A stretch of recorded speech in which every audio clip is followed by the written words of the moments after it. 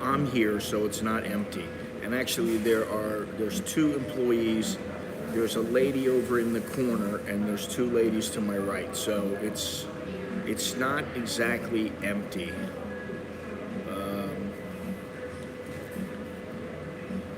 But it's nowhere near as busy as some places. Traffic, however, traffic has just been murderous lately. Hard to tell if it's back to what it was before, but man, it ain't good. Anytime I go out, even coming from the mall, usually I would walk across the street and I would jump on a song towel and it would take me home. However, now there aren't as many song towels.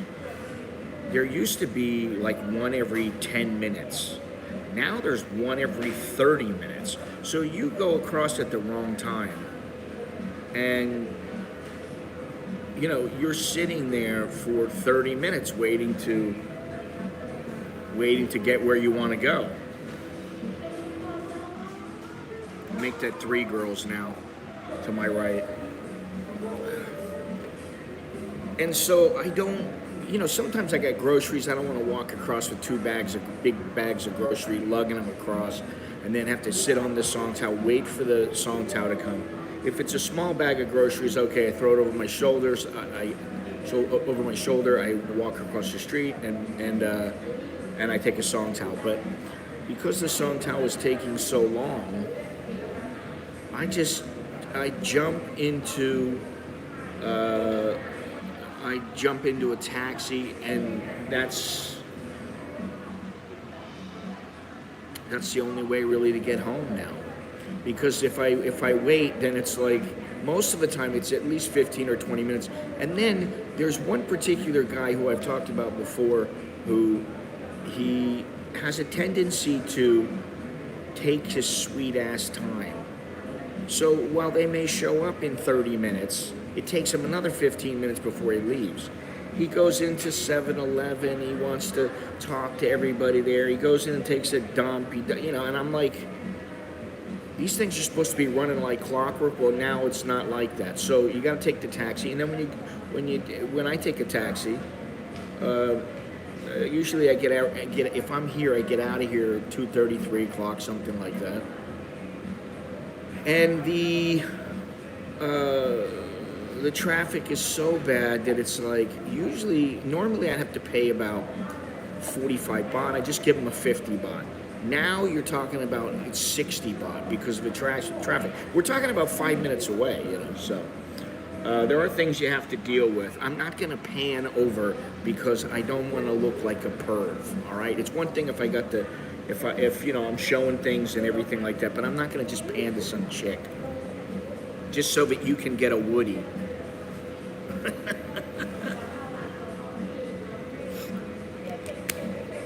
I was talking. Thank you very much, John. I appreciate that. I was talking to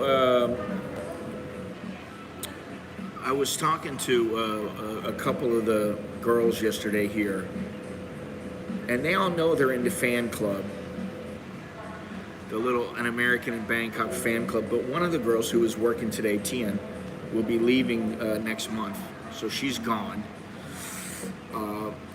But we all had a nice little laugh because it's so funny to hear guys, and I'm not talking about anyone in particular, Monash. No, I'm not talking about Monash or Gennaro.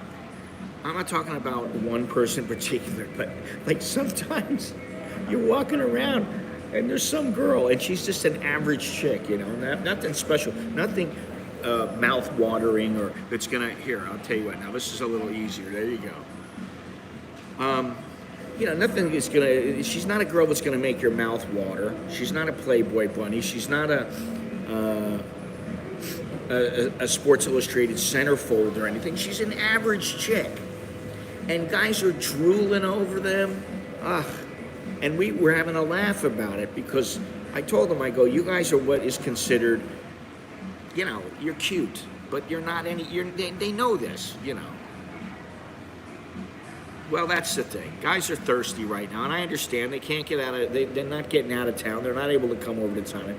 What I was going to say is, I'm going to do a video, and it's going to have to be for the members only. I'm going to do a video in the next couple of days about some of my true feelings about this place, because some of the things I can't say publicly. I just can't, you know. However, after talking to a few people yesterday and today and reading some things, you know, listen, while yesterday was big news because the Prime Minister is making this another promise to open up, the truth is that this place right now is in, it's I don't want to say a powder keg because that might come off wrong. It's a boiling pot. It is simmering and getting hotter and hotter. And the one thing that I thought of this morning was that all this might go on for at least another year here. I'm talking about insurance, certificates of entry, lockdowns. They already said yesterday, oh, well, you know, be careful because there might be more lockdowns. Because once we open up, there's going to be a spike and we might have to lock it down again. And that's not really living with the virus. And I do think at this point, it's been 2 years now almost 2 years. We're going on 2 years. It's time to forget about all these numbers. Listen, I understand there's going to be the numbers, but there's no need to put them out publicly. You know, just have a database somewhere. People want to go see what the numbers are, they can go see. The doctors keep track of it and all that. Okay, that's understandable. But you don't need to be putting it out there every day in the media. I don't really, at this point, I don't need to know all these things. Because are you going to live with it or you're not going to live with it?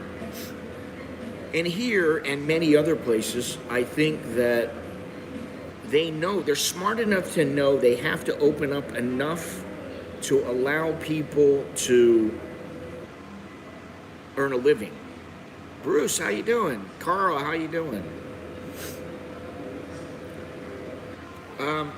I think they're smart enough to know they have to open up. Well, Cambodia, I think, is the same way, Carl, where you have to put a deposit down. Vietnam, as far as I know, no, it's not open yet. I heard something about it, and quite frankly, I don't remember it. There's so many, I got too much information going around in my head, and my brain isn't that, it's not that big. My hard drive is not big enough to hold all the information that I gather every day. So that's the kind of data I can gain right off the internet and look at it and then find out. I don't need to keep it in my head, so I don't really remember. But I thought they were still closed. I gotta put my glasses on. My eyes are getting much worse now. I noticed that. I'm gonna need to go to the doctor in the next couple of days. That's not the only thing that's big. So I dare say that while there are some good things happening, I think that politically, now this issue is becoming something that politicians can use to stifle opposition and continue to do. They've been doing this, but and also to mandate regulations that make it more difficult for foreigners to come in, thereby limiting the Thais who are involved in the tourism industry can do. And I do think that there is some merit to that argument. I think that the elite don't want to let the masses have too much money or control of anything. And you know, think about it. Once they stop the curfew, once they stop the emergency decree, I personally believe this. I don't know if it's going to happen or not, but it's my prediction that the protests will get worse. Because one of the reasons that the protests are not worse right now, and they are, I always say that they're not all that bad, but it seems to me that the continuance of them says something about the determination of these people and what they believe in. And I can tell you, in my own experience, this is just anecdotal experience, everyone who I have talked to, and I'm talking about Westerners, Thais, everyday people, people who are dirt poor, and people who have a fair bit of influence. None of them, in my opinion, have a lot of positive things to say about Prayut or the government. And the health minister is someone who is despised by just about everybody I've talked to. Nobody seems to like him or what's going on with this government. And so I think that that's important to consider, because it's another, what's this? What month are we in right now? We're in November, October. So we got November, December, January, February, March. We got about a year and 5 months, a year and 5 months until the elections in March of 2023. I've said that I thought Prayut can hang on until then, and I still think he can, and I think he will. But I think he wants to do everything in his power to slow up the movement to get him out of here. I gotta put my glasses back on. The cops and other officials would be happy to open up. Mia knowing money is drying up. Don't believe that. If you think there isn't money in this country, you better think again. Really, this is a huge misconception, is that the Thais are so poor, and cops are working class people, but guess what? They're not cops. They don't continue to be cops because they're making a pittance. Maybe at the very bottom they are. But those who have put in a little bit of time, they're not dirt poor, at least by standards here. And this is what counts. What are their standards here?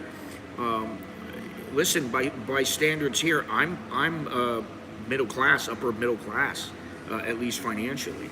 My family and I. But go back home to the United States, and that obviously drops quite a bit. So where you are is important. However, there are a lot of extremely wealthy people here, extremely influential people here. People want the ability to make their own choices with too much interference with person. But that's everywhere. That is everywhere. People don't like being told what to do. And unfortunately, because there are some bad apples out there, some bad actors out there. And there always will be. Listen, there are douchebags everywhere. There are people who are idiots everywhere, and give them a little bit of power. Look in the United States, you look no farther than there. And I hate to put it that way. And what's the word I'm looking for? Criticize the government from where I grew up. But the bottom line is, they're all full of shit. Oops, nobody heard me. They're all full of shit, and that's how it is everywhere. It's not just it's not just Thailand. It's everywhere. You have to get used to that fact. And it took me a long while to go. The world is not all lollipops and rainbows. And this place, there are so many things going on right now, and I think that it's a little overwhelming. And I really don't think that. Listen, they may open up to 10 different countries November 1st. I still think that while they have these restrictions in place, people aren't going to really come. December 1st, they open up. What good is opening up if they still have this emergency decree? Because who wants to go to a bar that closes at 10 o'clock? Everybody's going to start getting hammered at, 6 o'clock. Well, people do that anyway. People get hammered all day long. I don't think to 10 o'clock. They'll find a way, but that's not the way that you reopen. So that's one thing. And the other thing is that just all these restrictions. And then on top of that, then it's like, oh, by the way, you have to pay us to get in. Even if it is a pittance, it's nothing. Now, the other thing, and I made note of this yesterday, and I didn't read the whole article that I wanted to because I got sidetracked, I guess. Is this notion of getting insurance for what you're paying for. That's what it was originally for, this fee, this tourism transformation fee. It was 300 baht, and they were talking about it's going to go towards insurance for foreigners. Nobody's talking about that now. And I was just reading an article today about how the sandbox scheme is basically an overhyped, overemphasized, ridiculous scheme that has not helped the average Thai. And I've said it many, many times. What good is coming out with a statement that says we're going to have 500,000 domestic tourists? Hi, man. I know you don't like it. She don't want to see your face on camera. What is this? Listen, I don't want to talk about the death rates and all that other kind of shit, man. The bottom line is nobody cares about that. I'll be honest. Nobody cares. The people in the government don't care. They may say they care, but the truth is they don't. They don't give a shit. It's not going to do anything. If 1 out of a million dies from it, they're going to say, oh, no. 100,000 out of a million die, but they happen to be 99 years old. And they're just going to continue. So it's not that I don't understand what you're saying or I don't agree with you. But the bottom line is, does it really matter? No, obviously not. I mean, I just saw a video today from a guy who he refused to wear his mask. Well, I don't know if it was from today, but I saw a video this morning. The guy refused to wear a mask on a plane, which has happened numerous times. And he started threatening people, telling them to get out of his face and not to mind their own business, which, hey, I understand. Let the flight attendants deal with that. That's what their job is. Let the police deal with that. You don't need to get involved in that.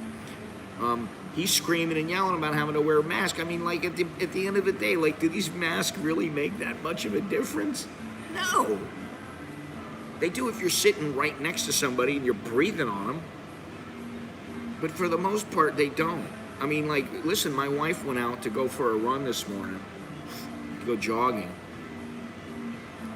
And she leaves, and then she comes back. Oh, I forgot, my water. And then she leaves, and I go, she comes back, and I'm like, stop, make sure you got everything.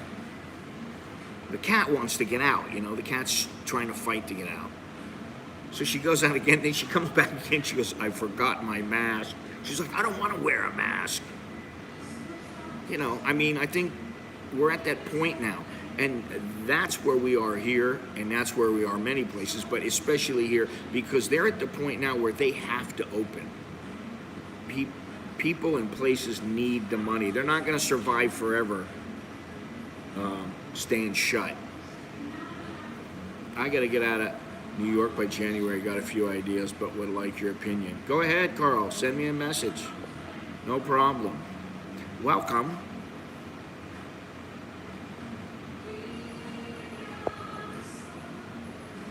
I love how people always say that that people are blindly following.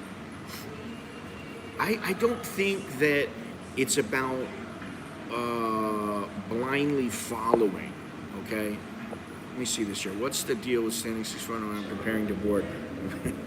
Yeah, get it, man. It's like the other day. I'm like, I sit down at a table with. No, in the Hilton, I sit down at the table and it says only one person can sit here. And I told Longhorns, I go, man, it's a booth seat. I'll sit here. You can sit across from me. We'll both sit at this booth. Nobody said anything. Everybody was doing it the whole place through, but they had the sticker on there, and I'm like, you got to be kidding me.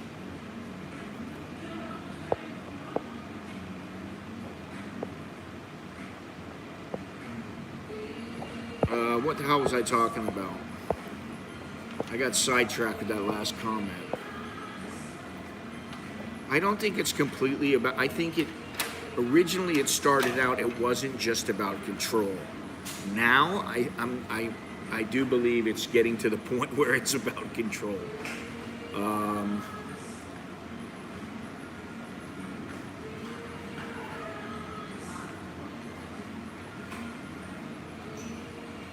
Listen, I'm not one of these big conspiracy guys. I'm not big on conspiracies. Usually what you see is what you get. Well, you know, what I find is funny is that you can't get it through originally. You can't get the water through the original checkpoint. But then if you buy it inside of the checkpoint and you put it inside your bag, you just walk right on. And it's like, you're telling me that water is not healthy for people? You're telling me that they can't determine, they don't have some way of determining, oh, this guy's got flammable liquid in his bottle. I mean, if someone did, I think that the people are stupid, man. You know, follow the logic, and at least, I don't know. I think we're going to be much better off if people were follow a little more logic. You'll follow the science, follow the logic, but man, when it comes to how people deal with one another, I think logic goes out the window. And I really do think that at this point, man, if they don't open up, there's going to be some problems here. And I think, you know, listen, Prayut is no dummy. He may not be the smartest guy, I don't know, but as far as being a dummy, he's no idiot.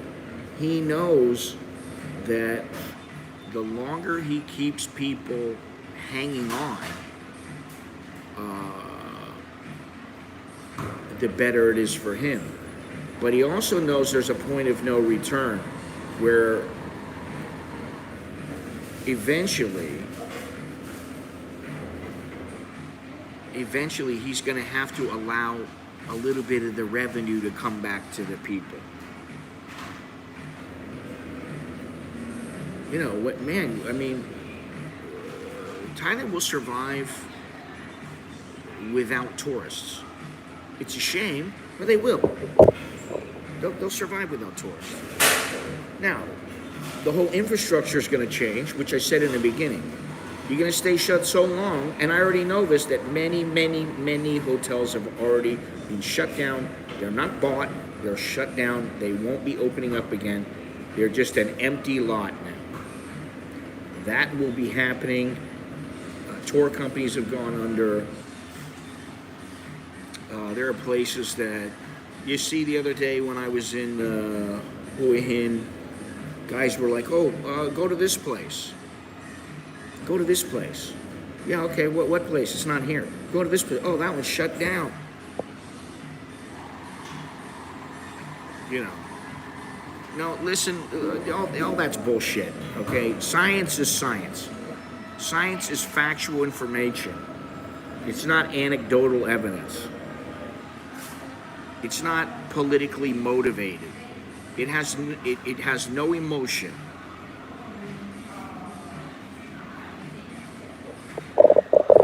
Well, no, he won't be using that, but what they will be using is Visit Thailand 2022. Now even more amazing, Thailand has it all. I have to laugh. That's so funny to me. It's so funny, really. It's even more amazing now. Really?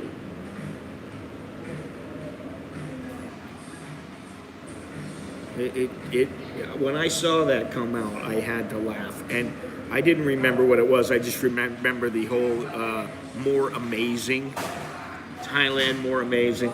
That's what I remembered. So I wrote it down word for word. It's Visit Thailand 2022. Now, even more amazing, Thailand has it all.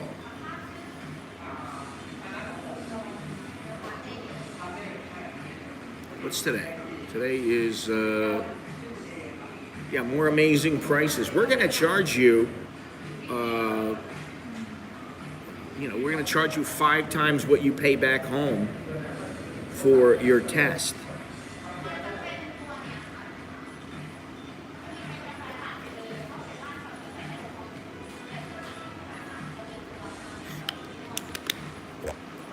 Well, that's part of the issue. That is part of the issue, that, the money's got to come from somewhere. And, if they had a no strings attached policy, then, that'd be great, but that's not going to happen. It's like, well, hey, remember, we're funding this. Now this place...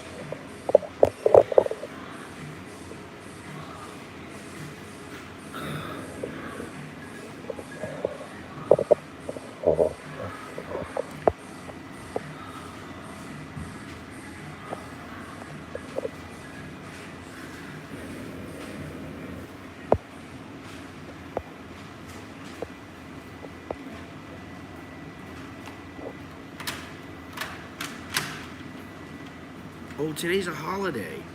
That's right. I forgot all about that. Today is a holiday. I don't remember what holiday it is. To be honest, it's probably some... What's today? October 13th. I wonder if it has to do with the protest back in 1973. Somehow I don't think so. Today is a holiday here. Well, you know what I find in... listen, I'm on YouTube, and I don't always like it. I'll be honest, I don't always like it.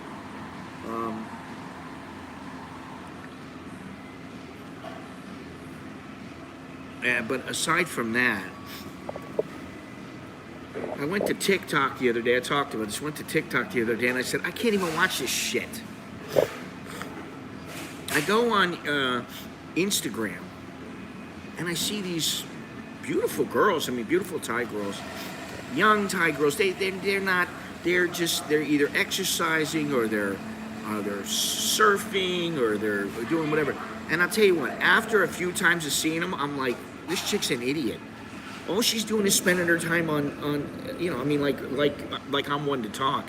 I'm on YouTube. But I'm like, all this, I'm not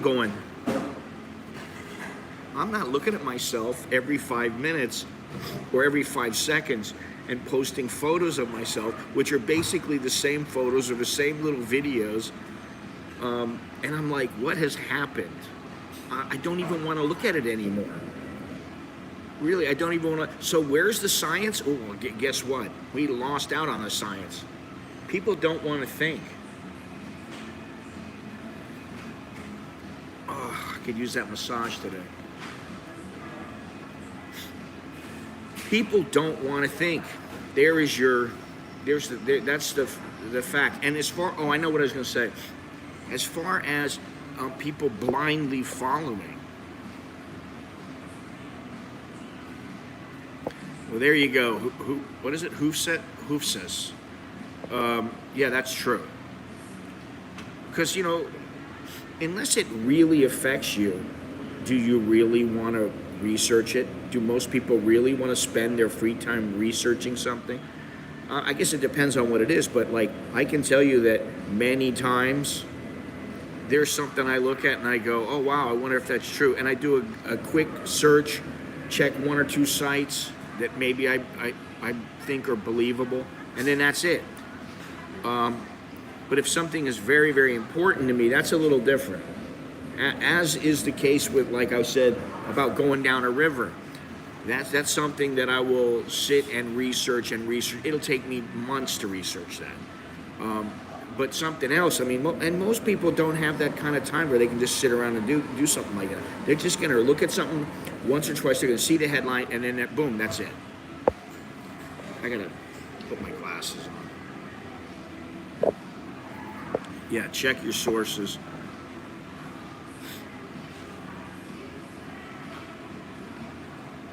Well, my favorite right now is that the vaccines kill more people than the virus, which I kind of find hard to believe.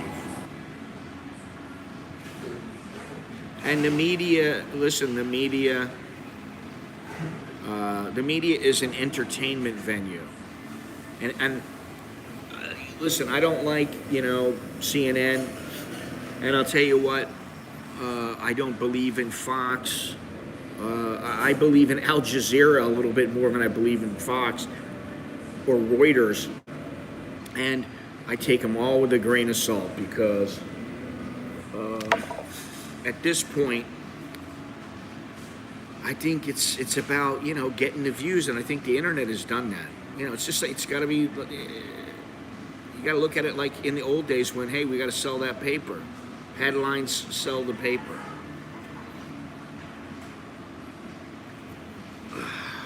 But the fact of the matter is that this place has problems. And you can put your head in the sand and just ignore it. And, a lot of the times that's what I do. And I've said that about the United States. I don't want to know what's going on over there. Man, I got enough problems just in my own world. Hey, I got to do this. I got this responsibility. I got to do that. I don't want to know. I don't want to know. I don't want to care. The only thing is if I get some kind of a message, from one of my friends or someone in my family, and they say, wow, this is a huge problem. We've got a major problem. But guess what? That hasn't happened yet. And it's not that they don't care, because they do care. So until that happens, I'm not going to give two shits about it. But I do know enough to say I won't be going back there unless it's an emergency or I'm going to visit. And that's it. And who knows about this place? I mean, honestly, it would be just us moving to another house on the block is a big deal. All right, hang on a second.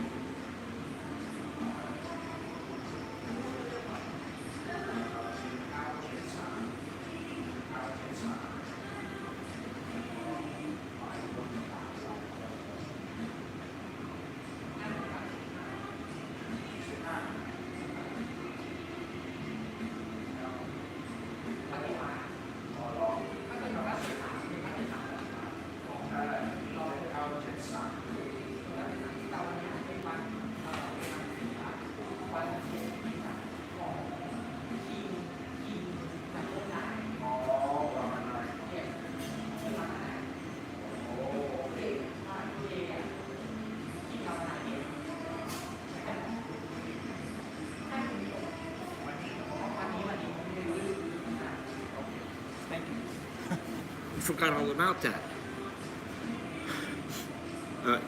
Today is the day that King Bhumibol passed away, the last king.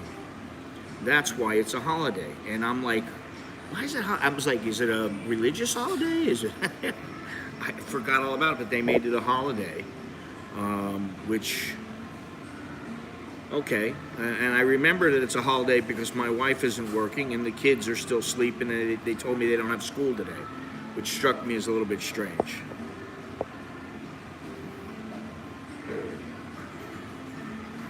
Uh-oh. What was it? Thank you, Longhorns.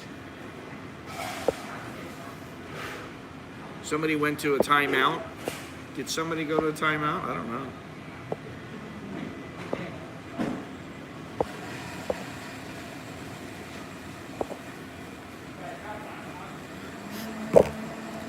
I think so. I don't remember, to be honest. I'm trying to think now. I'm blanking out. Blanked out about the whole thing. I should have remembered, but tomorrow is a day when many people died and many people were injured.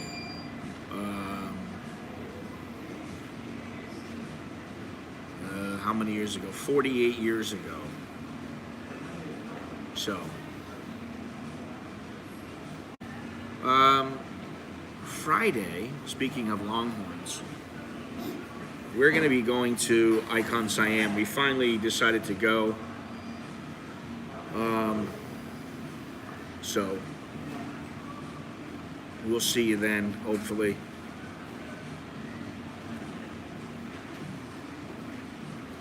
That's why they're open. See, the mall is open right now at 10 o'clock. They're open at 10 o'clock on weekends, and also, yeah, so, I mean, that's old news, man. There were people lined up on the streets near Rajdamdurn Stadium waiting to get their money. Entire families. I've already been to Icon Siam. We're going there for one reason, that's to go to Starbucks Reserve. Of course, we'll probably walk around a little bit. I don't find shopping to be something that I love. Usually when I shop, I don't like spend all day going, I'm gonna go shopping. I don't care how much cash I got at my disposal. Normally I'll check something out if I want something or I want a couple of things, like,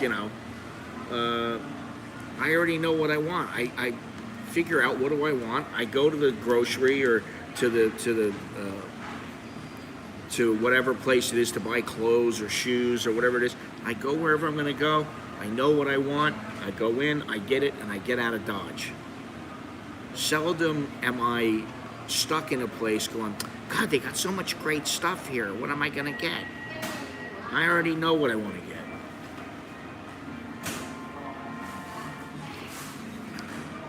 I'm surprised Longhorns is awake.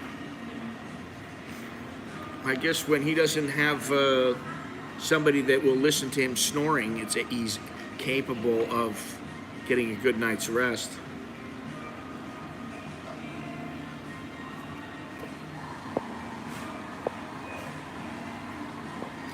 Listen, we're going for the coffee. I mean, I'd rather just chill out in a coffee shop and have a coffee and people watch, which I do need a coffee. I've only had one double espresso today. Shit.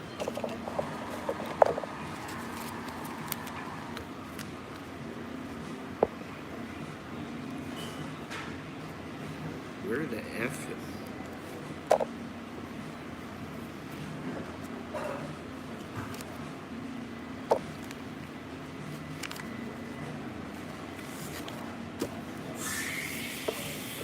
Double espresso, yes.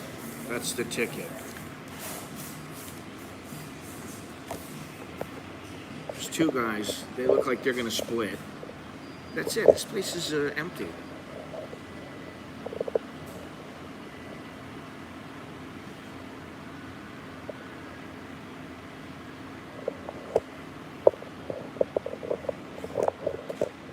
Alaska is a wonderful place.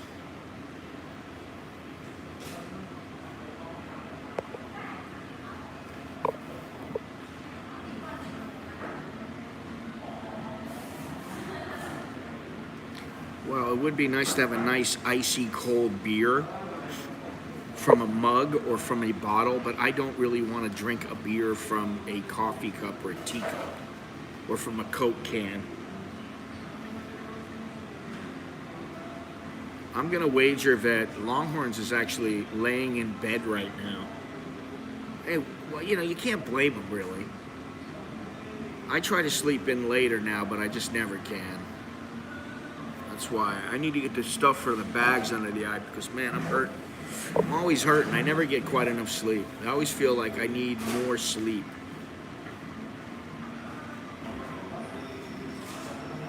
So when I feel like that, it's time for more coffee.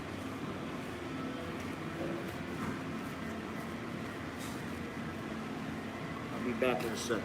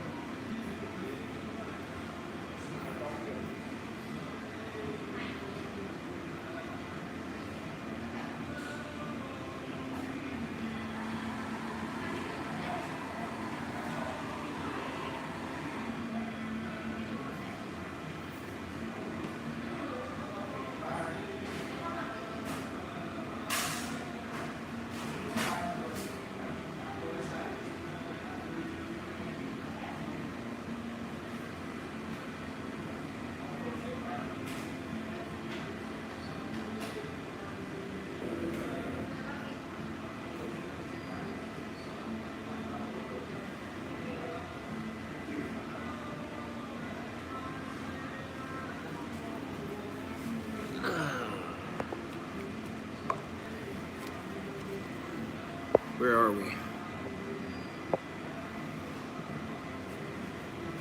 I haven't been tested for sleep apnea, but I should be. I should.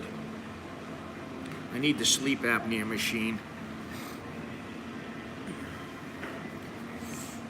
I'm trying to exercise a little bit every day. I've been doing all my steps.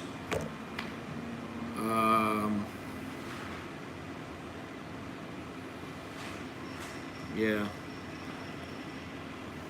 As lazy as I am, I do understand that the more fit you are, the easier a time you have sleeping and doing other things.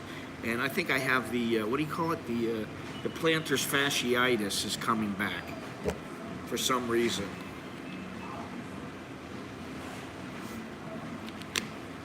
I tell you what will happen, or what will help with breathing. No more of these. That helps a lot. Believe me, I put one of those things on and I'm like, who's the brain surgeon?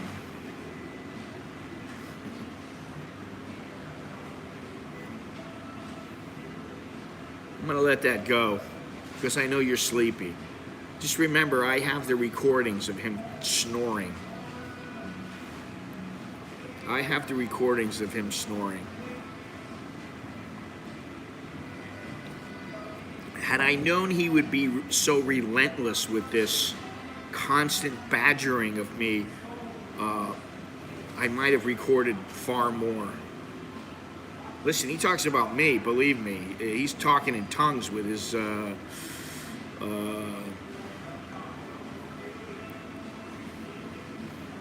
well, that's good. I try, but sometimes I do, sometimes I don't.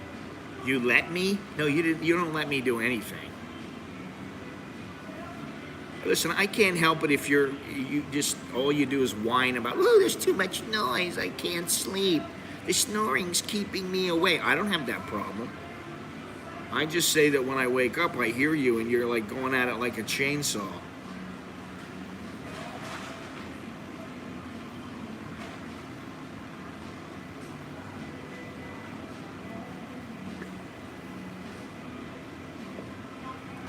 right, here you go, Gennaro.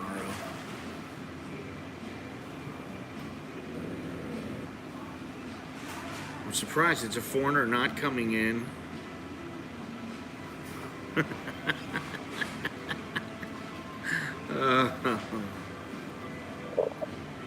All right, anyway, back to this. Thailand is at the boiling point because that's what we're here to talk about. We're not here to appease Gennaro, to make sure there's plenty of talent and all that other kind of stuff. Listen, I got a broken nose, and I also believe I have a deviated septum, although the doctor didn't think so. And I have right here. It was broke a long time ago, and now, and plus there's been other stuff up the nose. I need to get it fixed. No. I'm here to talk about what's going on in Thailand. And by the way, you got 69 people watching, and I got 26 thumbs up. I have no idea how many thumbs down, but it doesn't really matter. But you know what does matter? Hey, leave a thumbs up, please. It's free. It doesn't cost you a dime.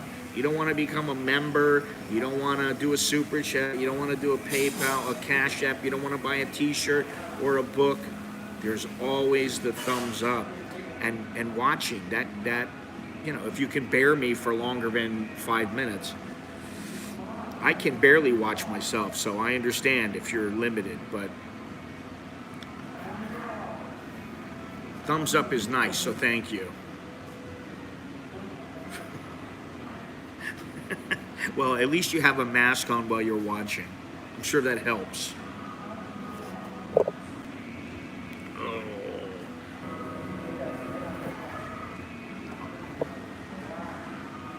Yeah, use all you guys out there. Use your 4th and 5th accounts too. Well, I'll tell you what. I do need the nose surgery, and it's about $2,000 to get it done. So it's one of many things I need to get done here.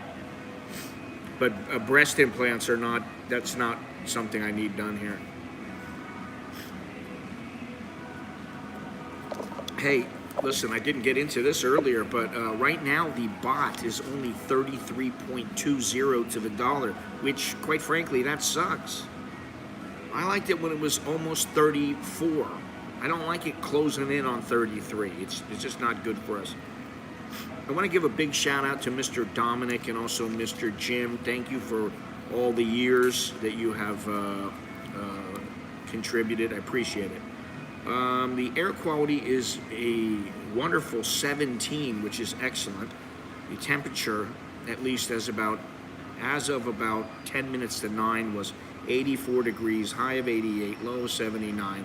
Feel like temperature, 95 degrees, 50% chance of rain, 77% humidity, and winds from the southeast 5 miles an hour.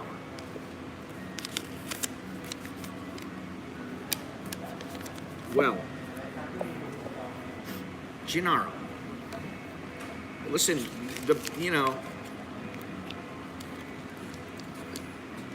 I made $4 today, Gennaro. You really think that I'm going to go to the rap god? $4? You think that's going to make me go to the rap god? I can't eat that shit. $4. Thank you very much for the thumbs up. I really appreciate that. That's nice. It's great. I like seeing those thumbs up. I mean, it's better than thumbs down, but at the end of the day, it is what it is. You like it, great. Oh, wow. What is that, like 38 cents?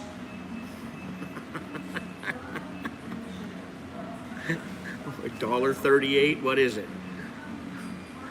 I'm sorry, that's not enough. Rap God stays with me for a couple of days, and the memory lingers on forever.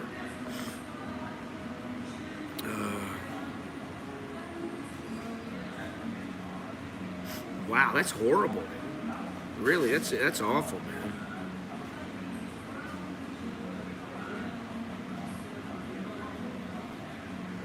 $2.50. Okay, well, Sorry. $2.50 ain't cutting it. You don't know how bad that place is. Oh man, I gotta suffer. Although I tell you what, I know for sure I will never order one of their god dogs. That will never happen. Never in my life will I ever eat another god dog. Because they're not dogs. They're not hot dogs. Race my truck. I gotta get a truck first. But thank you very much. I appreciate that. Choke D to you. Choke D to you and everyone else. Appreciate it. You know, yesterday, so we get to try a new item on the Rap God menu. Highly doubtful. Highly doubtful. I just don't see it happening.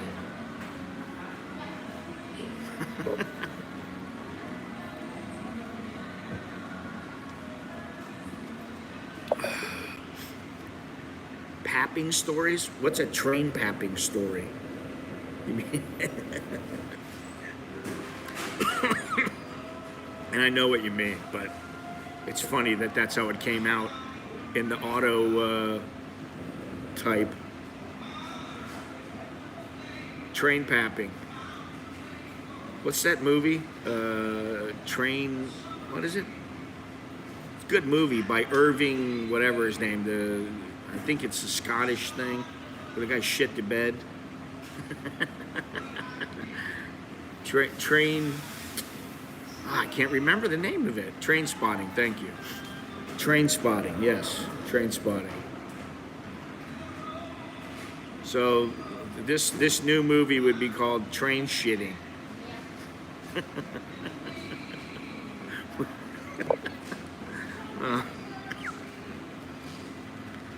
Phantom Train Papper. I do miss riding on a train. I like to chill on a train, to be honest.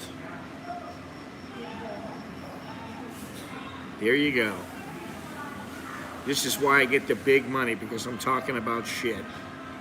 Thank you very much. I appreciate that. That's what one little piece of that meat from the Rap God, that's about what I find it, or not one piece, the whole meal, that's about what it's really worth.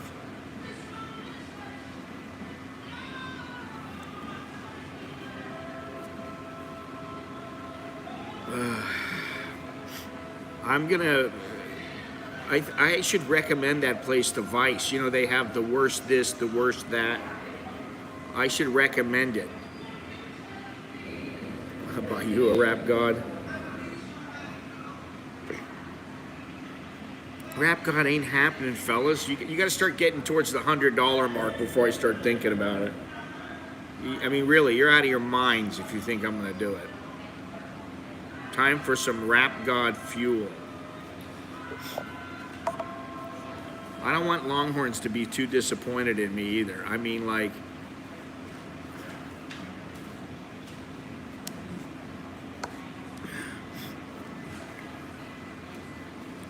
what have I got to say, you know?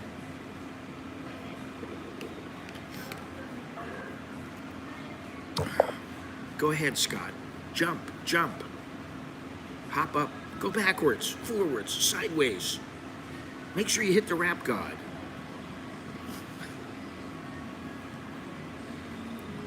And for it, we'll give you one little sardine. I don't want to eat shitty food. You know what I'm saying?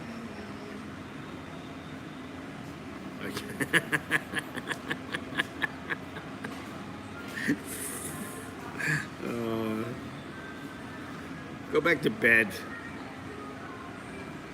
You're much happier when you're sleepy or asleep.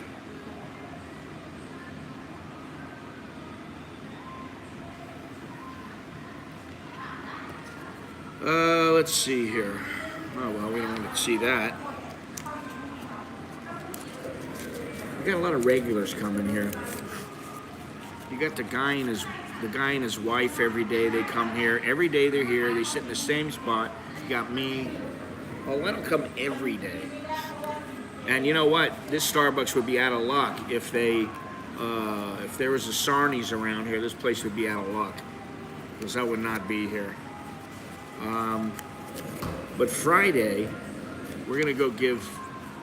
I'm not gonna have any coffee at home. I'm gonna be functioning without coffee, and we're gonna hit Sarnies, and then we're gonna hit Starbucks Reserve in Icon Siam and take a little walk around, see all the places that we can't afford to shop.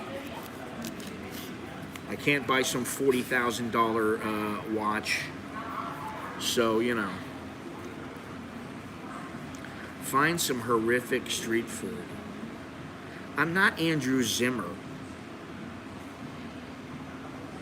You know, one place that I've been thinking about going for a long time is that J-Fi with the 1,000 baht crab omelet. $30 for an omelet. But it is a Michelin-starred restaurant.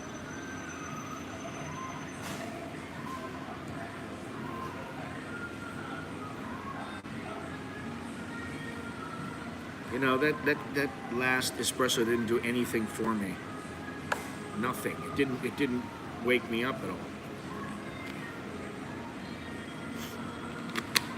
I think I have too much caffeine in my blood, and more caffeine than there is blood.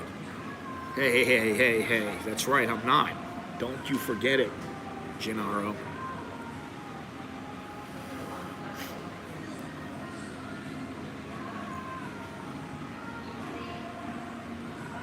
Last I looked, it was 1,000 and some change. But okay, 2,000? I'm gonna have to save up another year to go there. 2,000, Jesus Christ. There's plenty, the great thing about Thailand is there's always plenty of good restaurants to go to. You don't have to go to bad restaurants. Rap God. You don't have to go there. There's no reason to. Beans, greens, and cornbread. That sounds good, but I've never been there. If that is a restaurant, I've never been there.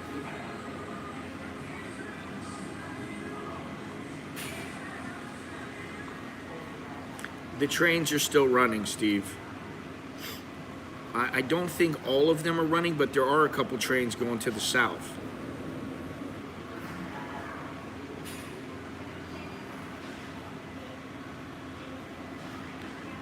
Very good, Gennaro. I'm very proud of you. You've been studying your Thai. Oh, the actual meal. Well, that sounds good.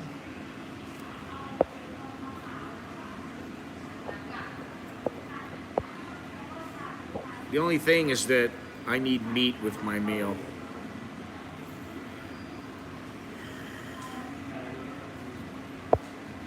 Have you been to the mall at all? Is it open? What do you? Which mall are you talking about, there, Carl?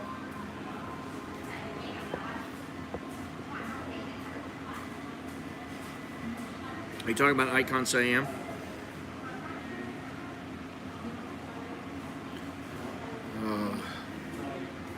Listen, with Longhorns around, he never lets me stop thinking about food. Oh, ham. Okay, well, that'll work.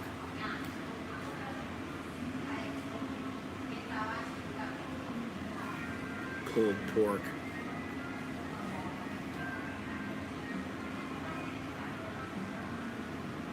I'm going to tell the wife that what we need to do is not buy any groceries except for milk.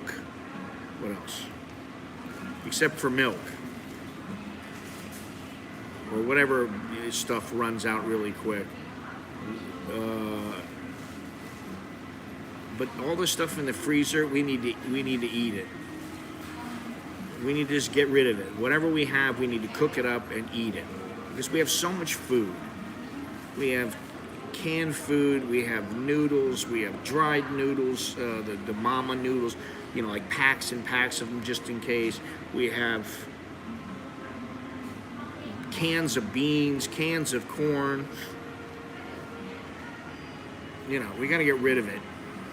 I got to have a little chat with her and tell her, hey, it's too easy to get. Nicholas, he goes out every day and he has, what do you call those things? The Chinese buns, the silapao. Every day he has them for breakfast. I'm like, why are you having that for breakfast? We got food right here, you know. Well, they're not always mama noodles, but noodles like that, we have plenty of those.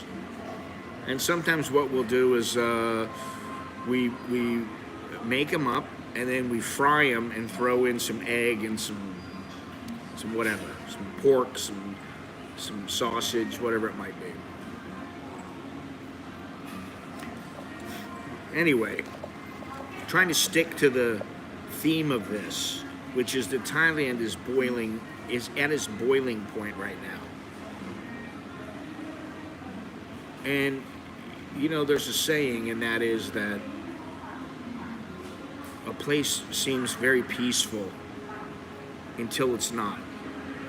Everything's great in that place.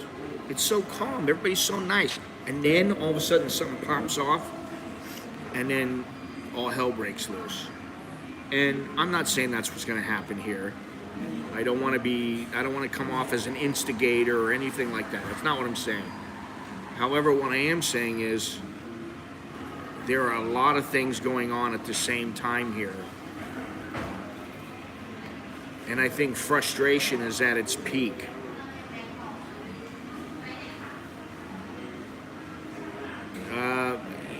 You know, this is the other thing, Gennaro. In another year, you're closing in on the election. Then you're going to have this. It's the political, you know, it's at its political point. Oh, thank you very much. Appreciate that. Choke D.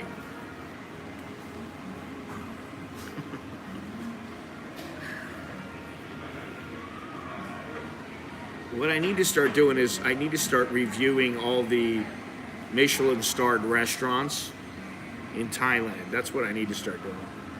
Forget about the street food.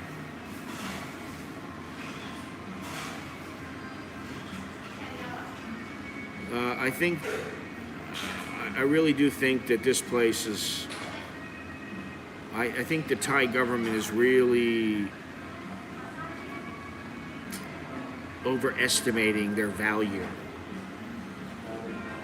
You know, listen, I hate to tell them this, but you know, you can ask for $1 million. You want the $1 million clients, but sometimes it's the ones who, if you're a lawyer and you want that client, you can win $1 million from, or you can get $1 million out of. That's great, right? You're an instant millionaire. But I believe that the way that it works is similar to how tourism works here, which is you're not going to get the $1 million clients all the time. They might get one every once in a while. They're certainly not going to get 1 million of them like they're saying they are.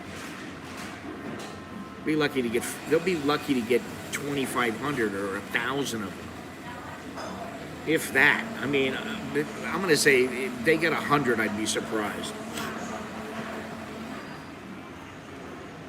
But it's the people who go around and they're spending $100, $150 a day, and they're here for 10 days or 2 weeks. Those people in mass are the people that are making Thailand a tourist destination. It's not these people who are coming in and want to spend the big money, because quite frankly, the smart people know. I can go anywhere. I got plenty of money. I can do whatever I want. I can go anywhere I want. I don't have to put up with any bullshit. Oh, we have thought about going there, actually, to the Muse. And they were closed when we called them a couple weeks ago.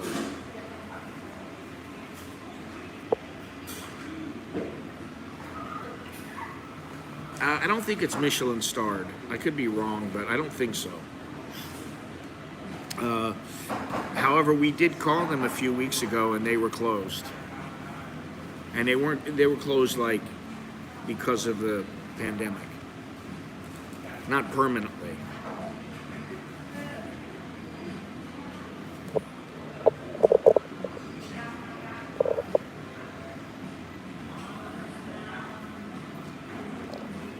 So,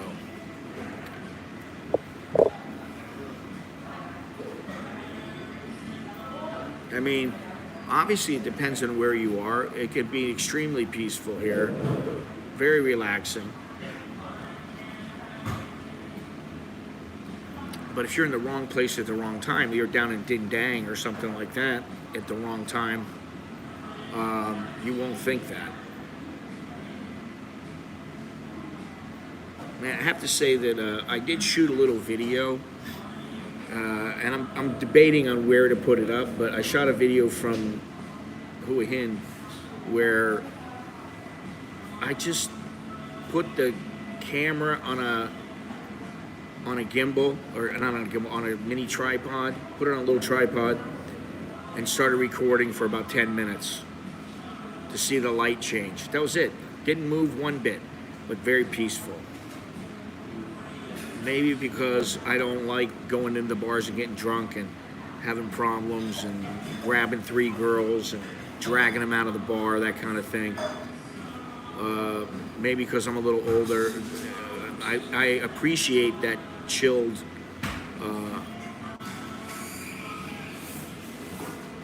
atmosphere, relaxed atmosphere.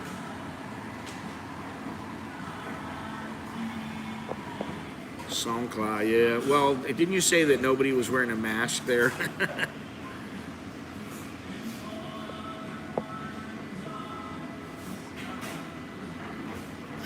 Well, that was part. Listen, I'm going to start putting up some of the.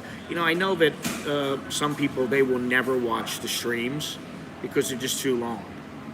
So I've been meaning to do this for quite some time, but I'm going to start putting up stream highlights, kind of like Joe Rogan does, little clips from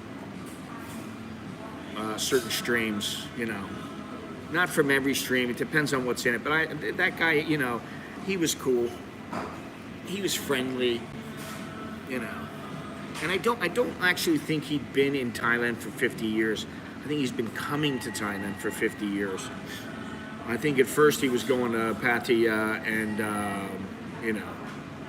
what is this? No one's even ticked Thailand 2022. We are all done. Vacations, Mexico, Brazil, etc. No hoops. Yeah. Well, don't you know that it's Visit Thailand 2022, now even more amazing Thailand has it all? How much sense does that make? Visit Thailand 2022, now even more amazing Thailand has it all. So didn't it have it all before? Or does it only have it all now? What changed from then to now? Now it has it all, but before it didn't. So now it's more amazing because of that. But it had it all before. It had the same thing it had before. Nothing's different. If anything is different, it's worse than it was before. That's my opinion. I know a lot of people that have gone to Mexico during this time. And I've been to Mexico numerous times. It's been a while, obviously. I've been here in Asia for a long time, but I went there probably half a dozen times. I've been to Ensenada, Tijuana, Juarez, Puerto Vallarta, Mazatlan, Cabo San Lucas, and I think there's one other place.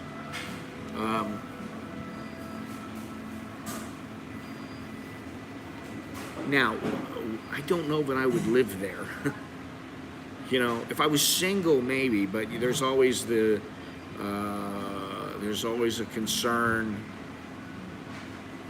I mean, I can't. Yeah, Mexico is a place for my family. Not at the moment. Taste of an American in Thailand. I don't know.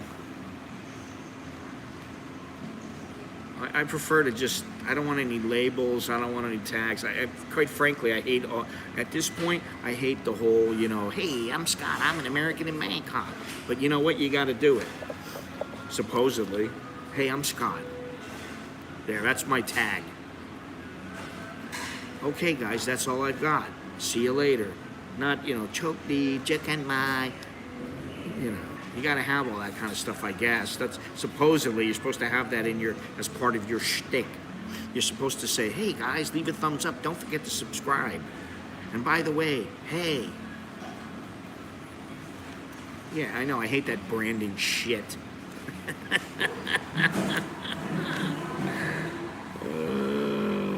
I got plenty of stories. I got many stories. Listen, I got a story about the trip to Hua Hin. I could put together a good story for it without making anybody look bad. How about Go-Go, Scott? No. I'd rather have Beam Me Up Scott than Go-Go Scott, but well, that's it. I think authenticity is important. I saw something that Dana White said about Conor McGregor. He said, and this is before, he said something like, the reason people like him is because they know he's a fighter. He talk a bunch of smack, he'll do this, he'll do that, but he's a fighter. He is what he says he is. He's authentic. Even though he shouldn't be beating up on old people and stuff like that, old men in bars who tell them to piss off or whatever. Get out of here with that shitty whiskey. How about this one? Hey, I'm Scott. I'm in Thailand and it's hot, humid, and sticky here, just like my balls. I'm sure that would go over quite good. But that'd probably be a better move there, Andy. Wait.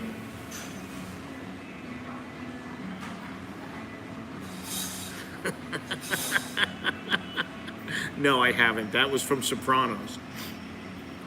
How you doing? Hot and I'm sticky. It's hot and what did he say? He said, it's hot and it's sticky, like my balls. Dana White had an epic rant. Well, I mean, listen, Oscar De La Hoya has no business being in the ring right now. I think Vitor Belfort would beat his ass. He's crazy if he thinks he's going to get in there and win. Really.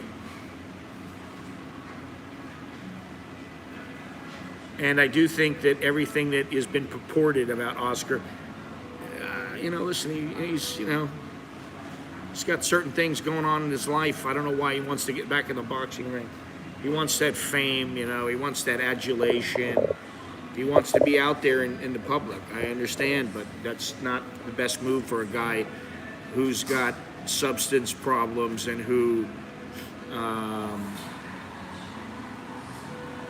it was over the hill when he stopped fighting. He was way over the hill, No, I haven't seen the Squid Game, and I'm resistant to it. I'm resistant to watching all these shows that everybody always. Jesus ain't gonna save me because I don't believe in Jesus. I believe in Jesus, from down south of the border. Hey, SA, come on, SA, come on.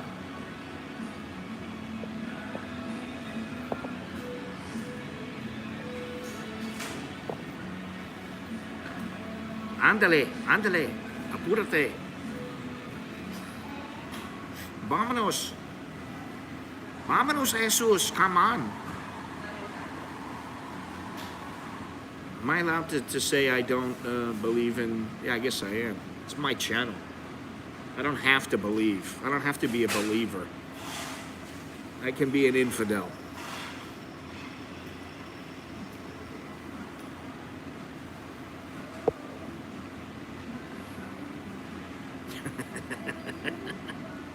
Vámonos a comer tacos. Uy. Go ask Alice. Scottology. It sounds that doesn't. It's close, but I don't think it'll work. Oh, are they? I don't know. Quite frankly, I don't care. That's the whole thing. You know, I hate, every time I start talking about things like this, I just go, I don't care. I don't care. I really don't care. I got 0 fucks to give. I don't care. I don't care. You know, and like, listen, whatever's going on in Thailand, I have confidence, barring any major German type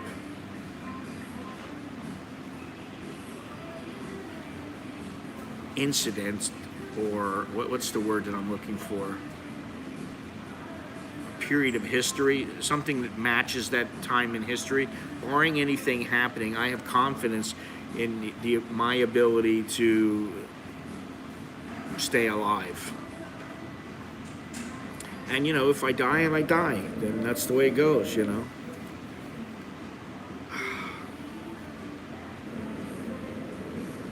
What are you gonna do? When it's your time, it's your time, you know.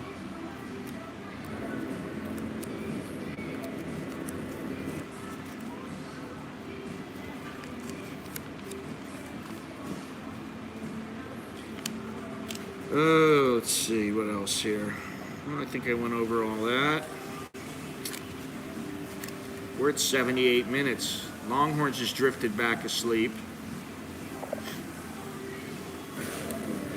Thankfully, I don't have to listen to him whining about not being able to sleep.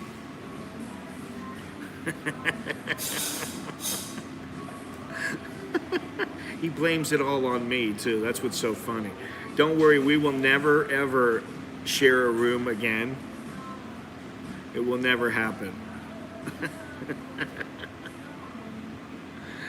He blames me and I blame him.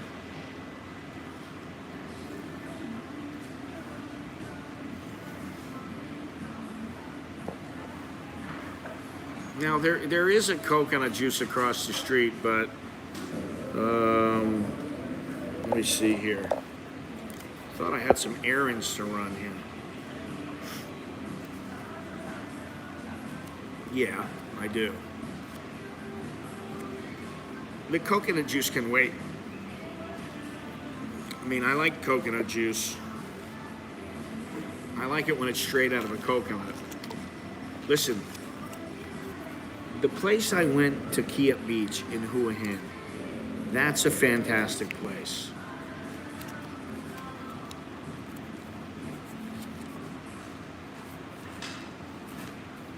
Let's hope not. Let's hope that, listen, I hope I'm dead and gone by then. Really, and I don't know if I will be. But I'm sick of all this. I don't want to live this way. I know what it's like to be, you know, imagine some kid who's never been able to live without this kind of, you know, without this pandemic, or, you know, the lockdowns and all these other kind of things. It's crazy. That's why really you need to be in a position, whether it's by talking on YouTube, whether it's writing a book, whether it's you know, trading stocks or whatever it is, you need to be in somehow find a way where you can go where you want to go and you're happy with where you are. I don't know that at this point I would really, you know, if I had a way to go somewhere else, if I would go, other than to just go because of the adventure. I wouldn't go because I feel like I'm being forced out. And I didn't feel that way when I was in the United States. I didn't feel like, oh, I got to get out of here. Things are getting really bad. And I get messages from guys, they're like 22 years old, 25 years old. Oh my God, I got to get out of this place. It's terrible here. It's so bad.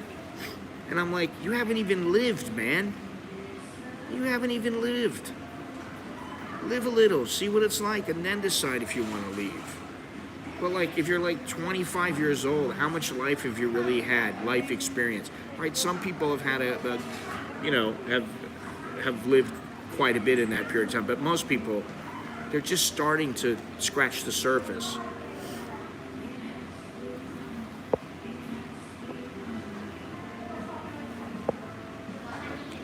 Well, again, this goes back to, you know, blind followers. I'm certainly not blind to what's going on. But I want to take my time in assessing what's going on. I don't think I need to jump on things right away. Because if you're wrong, then what? It could be worse than the alternative.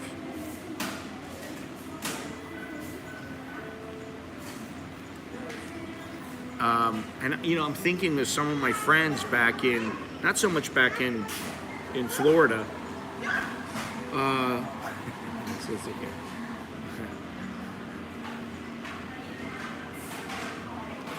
These kids sitting next to me.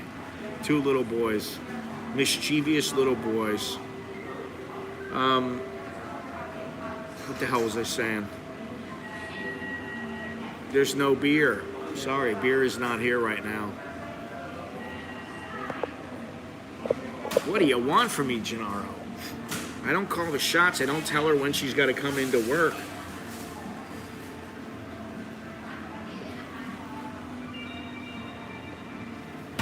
I give you what I can. You know, I try. Preo, not here. Today, right now, it is the manager, Mr. King, and Tian. Okay? There you go. And Tian will be leaving next month. So that'll be the end of her. We won't have the terrible trio. We'll have the dynamic duo. No, he's not. Gennaro, you know, he's greedy for the women. He thinks they're all his, too. That's what's so funny.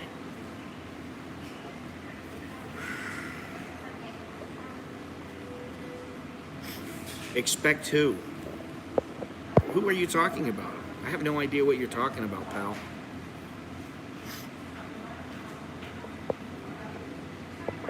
Oh, he's very scared.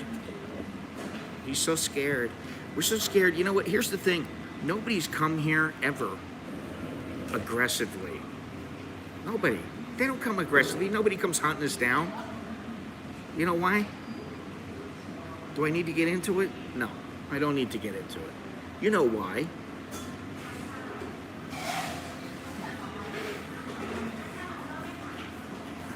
My God, get a life, dude. Get a fucking life.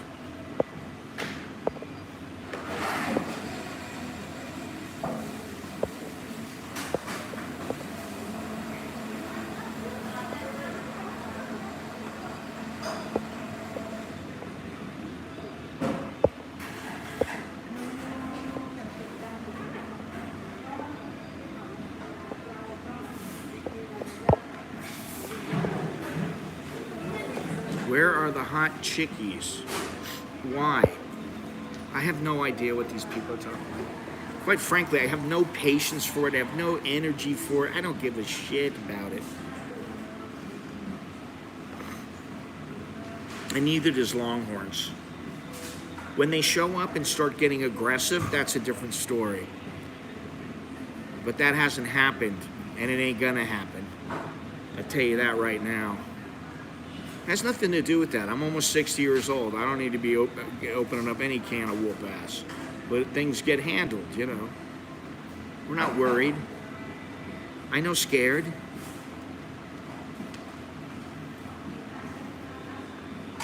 Niall, how you going?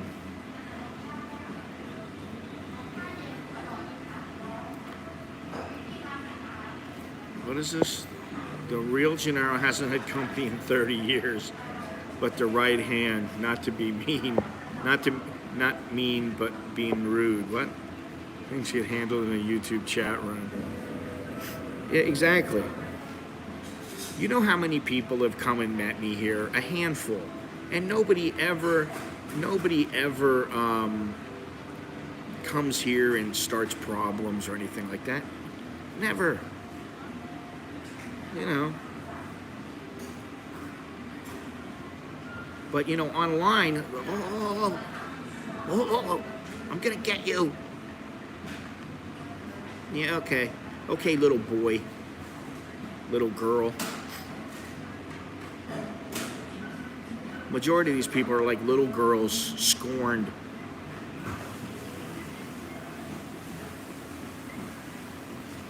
Anyway, Niall, what's happening? Can't wait to come back to visit from Toronto.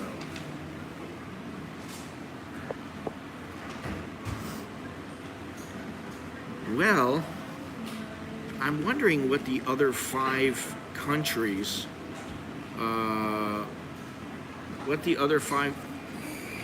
five countries are going to be, and that should come out Friday afternoon. But so far, I believe it's U.S. Let me see if I can remember: U.S., U.K., Singapore, Germany, and China. And so there are five more apparently. Maybe one of them will be Canada. I don't know. Maybe one will be Australia. But we'll find out on Friday.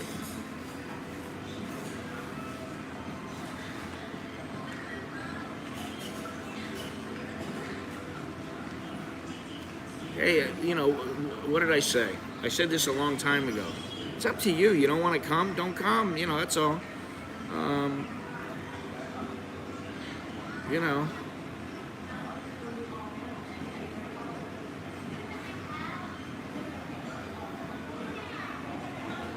It's kind of picky. Listen, I've been reading some stuff that, how can I put this? I've seen some articles and some information out that is not mainstream, and it is quite trustworthy. And as I said, this place right now, it's boiling. There are things going on now, and I think that tourism is just part of it. When you start having problems with feeding the people or people feeding themselves, when they start having problems taking care of themselves, and they blame the government,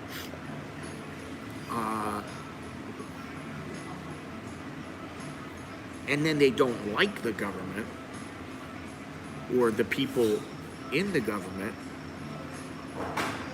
then what does that set up? How is the future set up? There are too many places to go in the world. Aussies have Bali. I mean, Aussies like Bali. The Spanish, and the Brits, they like Ibiza. I understand it's not Thailand, it's different, but there are many places there's how many countries in the world, depending, something like 202? There are plenty of places to go. And so I think they're really overvaluing themselves. I said this a million times already.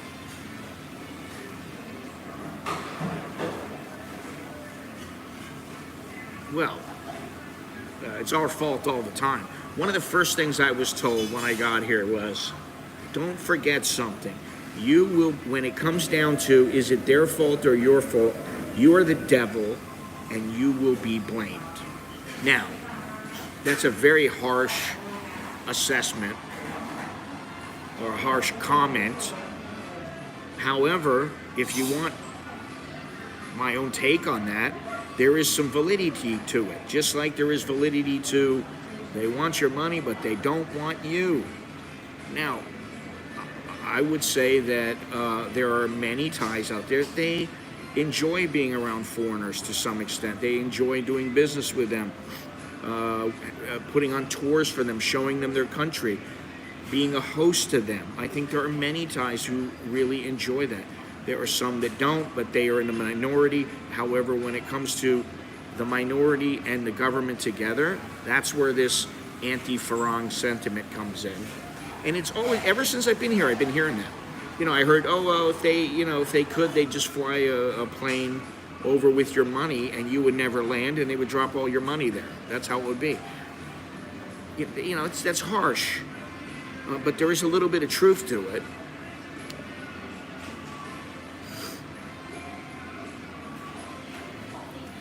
But I don't think the average Thai person is full of hatred towards foreigners. You know, and the second-class citizen comes from xenophobia, from the government. I think they're fearful of being taken over. Got scolded last night for drinking a beer outside my condo, within the grounds, but outside. Also got scolded for not wearing a mask in the gym, even though I was the only.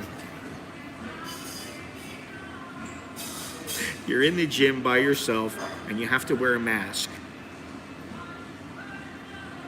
That alone makes me want to lash out. I just want to, like, I don't know what to say. I know whatever I say, if I say it the way I want to say it, it's not going to be viewed positively. There's always going to be people out there that are like, oh my God, I can't believe you said that. You're canceled.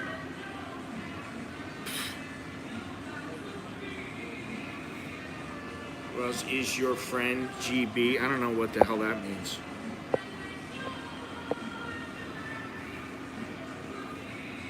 What happened to 70%? Wasn't it supposed to be 70%? Now it's 80%. Well, you're gonna have to be 100% vaccinated or you're not allowed to go to the toilet in your own house. What I love is this really did happen. And I talked about it before. What I love is the whole, you're gonna have to wear a mask while you're having sex. 2 masks, preferably, and a face shield. What about the Thai doctor who came out and said that? I mean, really. And you shouldn't have face-to-face sex. I mean, how stupid is that?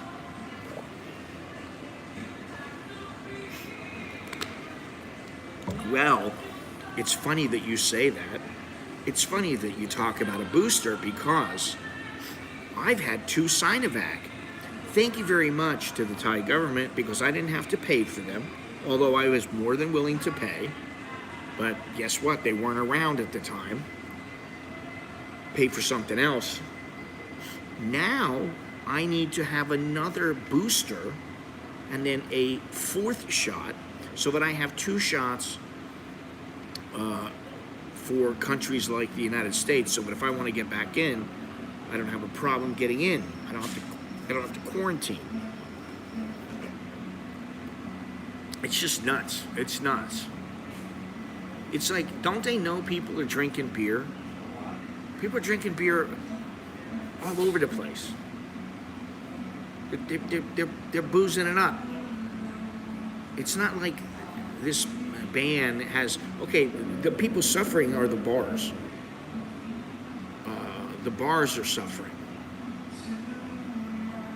Yeah, I mean, what's next? Everybody's got to wear a hazmat to be able to go. Once you have to sleep in a hazmat suit. You can never leave it.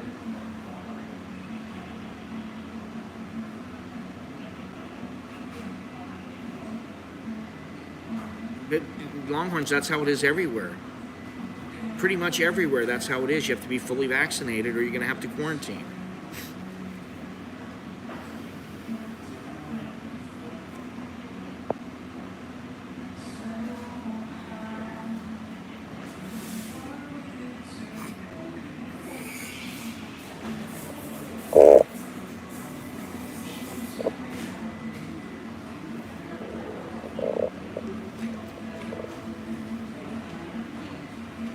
Well, that's why I'm saying this is a boiling point.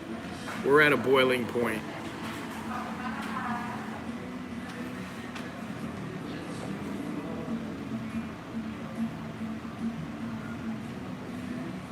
It's not going to go on forever. I can tell you that hotels have been suffering for a long time. They're just now, they actually are starting to believe, hey, maybe we have a chance in the next couple of months. But they know it's going to take years to get back to normal. Well, you say it won't, but the bottom line is that the Thais they will survive no matter what. They're going to survive. You're not going to have masses of people starving in the streets and people are going to be dying and they don't have a job. Now they're going to be pissed off.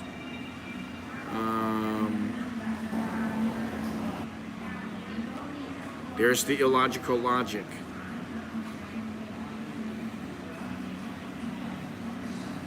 You know, illogical logic is the norm. That's the truth. Illogical logic is the norm. And you think about something. How many times have you seen police officers without they don't have a mask on, and yet they're telling people you have to put your mask on. Anytime you're outside, you have to wear a mask, but they're not wearing a mask. How many times have you heard that? Rarely have you seen a police officer who goes, "Oh wait, I forgot to put my mask on. I'm telling you to put your mask on, but I better have my mask on." They don't care. That's illogical logic. It's stupidity. Ooh, Longhorns, you know what I feel like today? I feel like a Mexican burn the ass out of you burger from Texas Chicken. Well, there have been people that have made homeless. There have been people that, you know, they're accepting handouts for food because they can't get, they're not making enough money.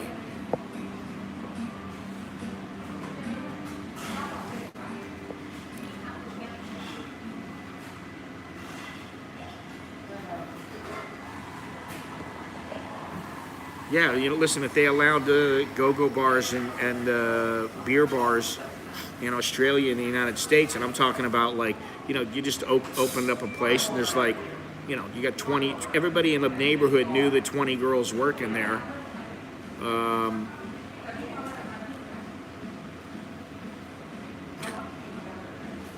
Then, you know, we'd be a lot better off. And here's another thing, and I said it before, and I know it's highly unlikely, but I still say, let them legalize the weed here. That way they get a big revenue stream.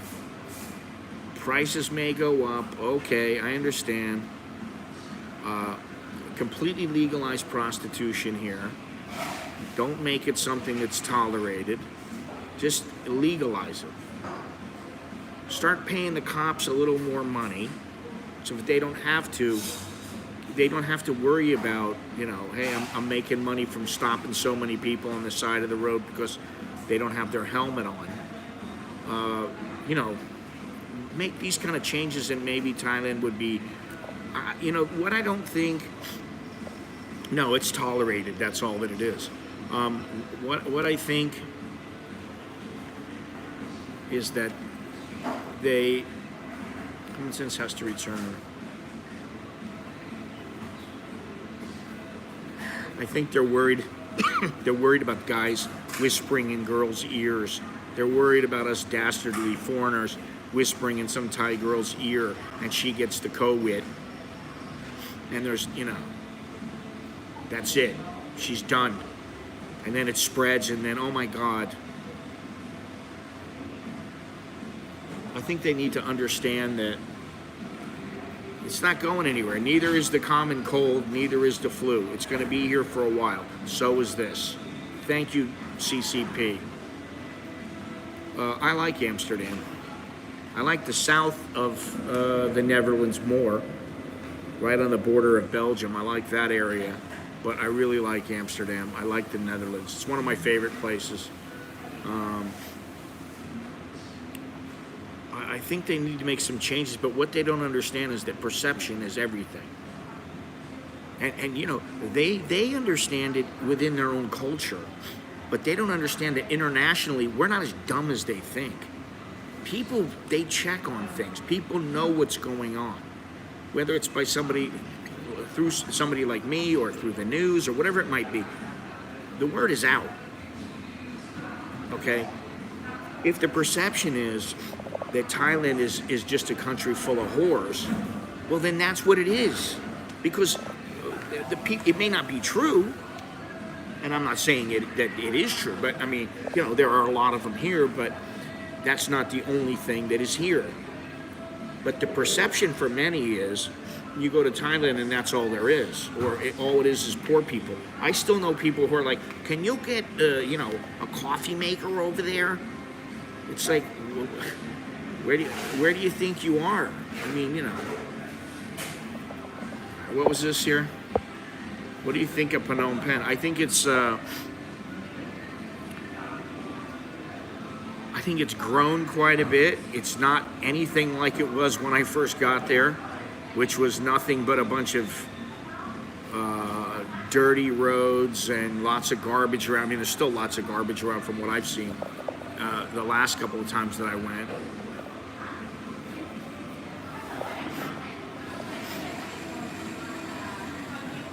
But it is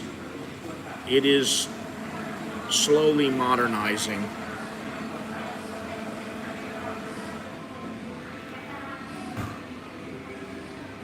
I mean, look at the riverfront.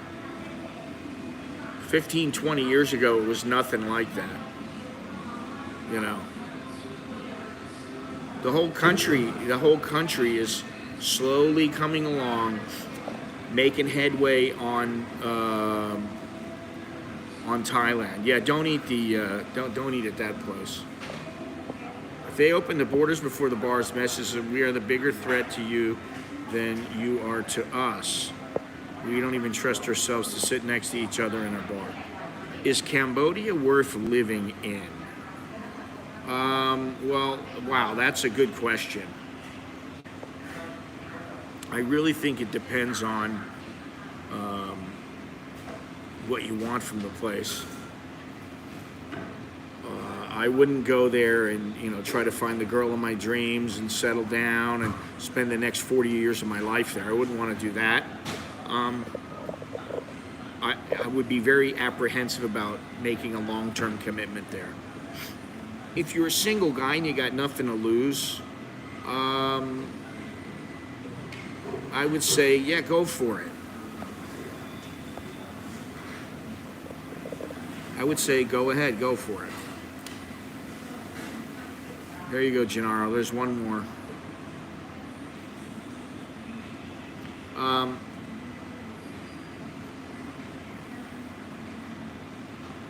Yeah, I mean, I spent a month there once, and I was ready to come back.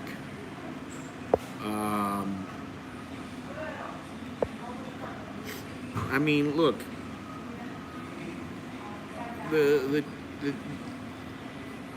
Chinese, they got their hands in many, many pies, and one of them is Cambodia, yes, but I didn't say there's anything wrong with the women. It's not that. I don't believe I would want to live there long term and raise a family there. Not at this juncture. Not at this time in history where Cambodia is. As a foreigner. If I was a single guy, of course I would go there. Just its vacation place in Kevlar Vest. What?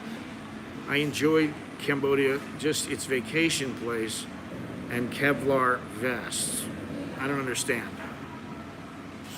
Kevlar vests? Vacation place? It's not like there's a whole lot of places to vacation in Cambodia.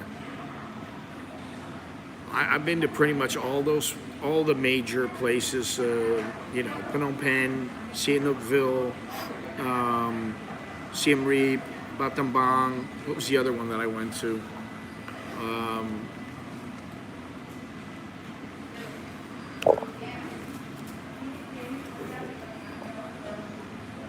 And, I think it just depends on the person, I don't know. I mean, I'm really picky, and I say, I wouldn't want to live there. Yeah, I think that was it, Kempot. I don't know. I don't remember, to be honest. It's been a long time since I went to that other place.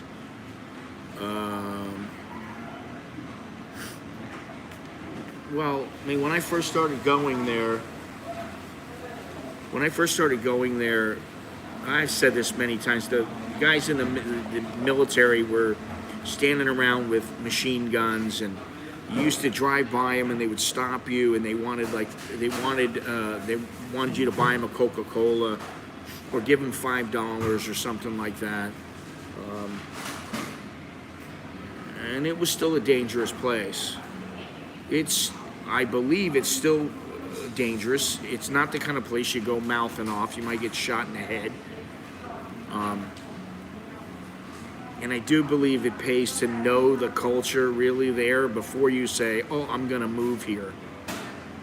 And, the other thing is that their medical care there is not very good, although it's improving.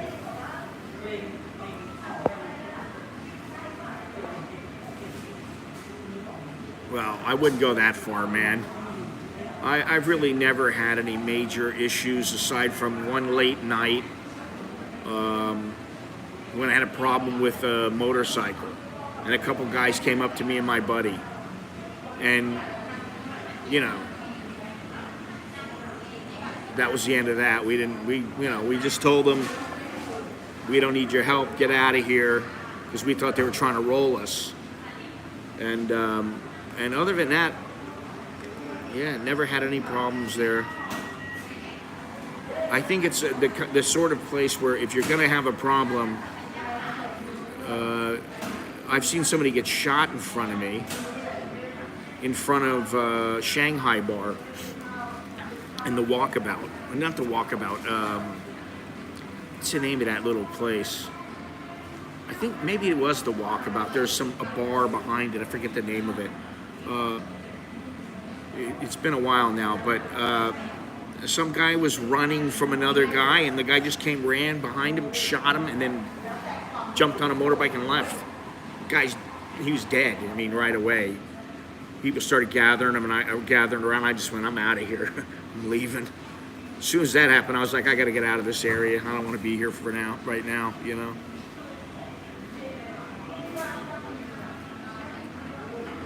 My buddy wants to go to Cambodia. He wants to go stay there, and for him, it's probably a decent place.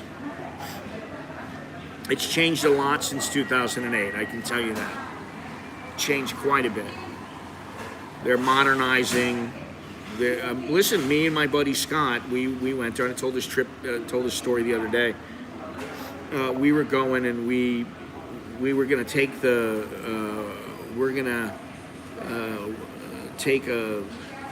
we took a bus to the border. Or was it a bus? Yeah, it was a bus to the border. Maybe it was a minivan. We went to the border. We crossed the border. We took a little, they have cars waiting. And basically the price of the car was like, you could negotiate it down to like $50 to go to Phnom Penh, but sometimes it's 100. So if you get 4 guys and you fill the car up, then it's cheaper for you. Otherwise, they want all their money. You're going to be sitting there with somebody else. So we negotiated a car. I think it was $50. We paid $25 each, and we're driving down the road, and all of a sudden it starts pouring rain. There's mud everywhere, and the road was muddy. And you basically, on the way to Phnom Penh, there's 3 ferries that you have to cross. And so it was an experience, man. You're talking about you stop somewhere and there's pigs on the side of the road, and some guy is like, he's got with his little house, it's right there, and then there's somebody selling bottles of gasoline, and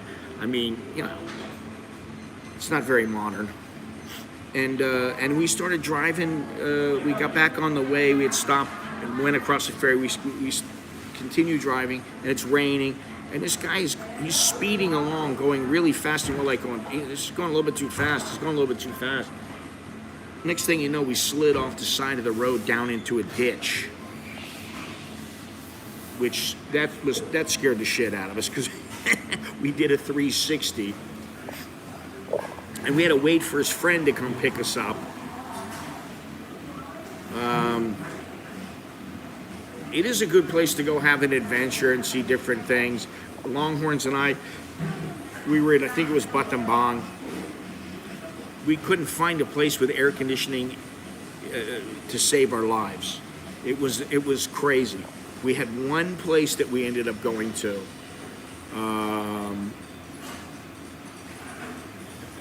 and I think it was Gloria Jean's Coffee. That was where there was air conditioning. Every other restaurant, every place we went there, no air conditioning. Cambodian women and Thai women seem to be different. They seem to be different. They are different. They're different, completely different cultures. Yeah, they're different.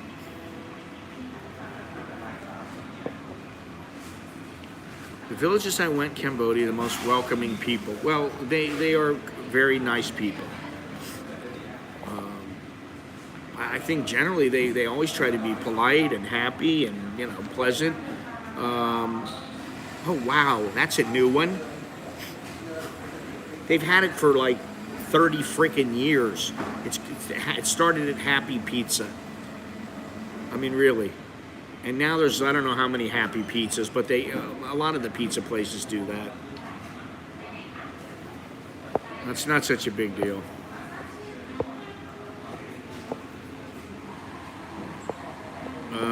What was I going to say here? It's a good place, man. I mean, it is a good place, and the people are very, very nice. Yeah, I mean, you know, I've always had a good time there. Maybe that's why I like going there. And I haven't been there, obviously, in a while, but I've had some things to do. I mean, you know, before the lockdown and before it was more difficult to go out, I was in, Hong Kong, Vietnam, and somewhere else. I don't remember where it was. Yeah, so I haven't had a chance. Well, the Riverside it's been really worked on over the years, and it's a place where, man, you want to go and just hang out, people watch, and take photos. That's where you go. I mean, there, you know, you got old women, old men, you know, out there exercising. You got people selling fish. You got kids playing. You got grown-ups playing. You got people doing all kinds of things there. People sleeping on benches. It's a pretty cool area.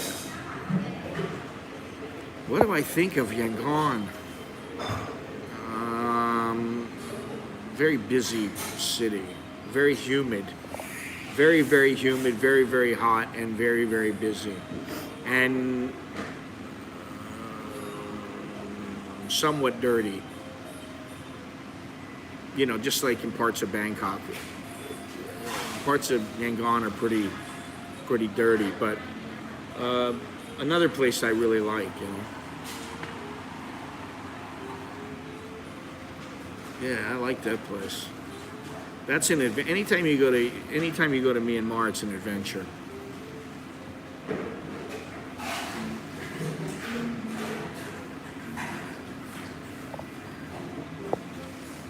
I don't know.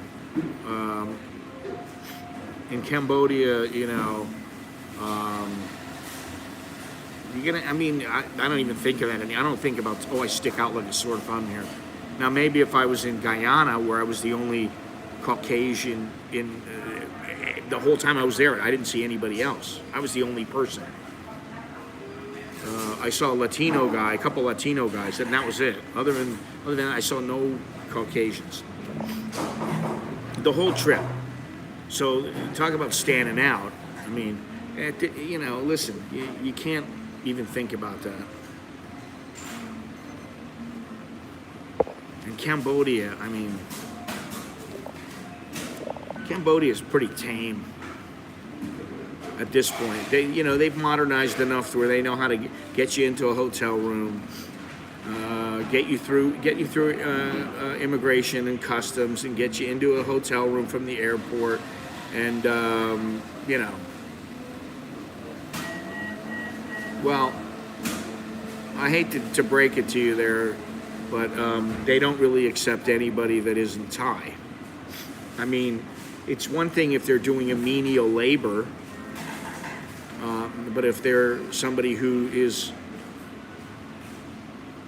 a colleague over there of theirs, that's a little bit different.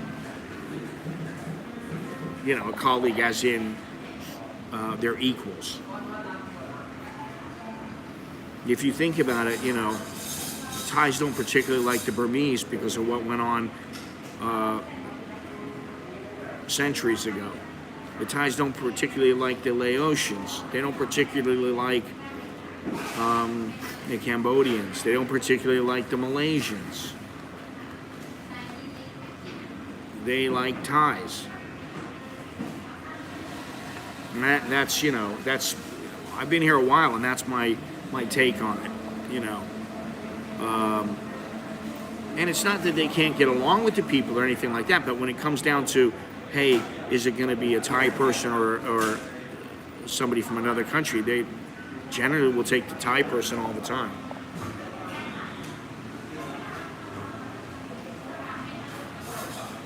Well, it's not in a good way right now.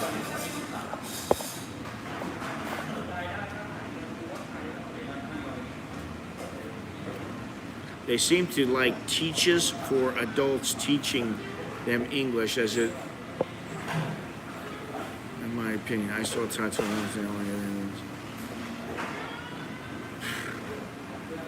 I don't remember why. It's been a long time. It's been something like, what, 700 years?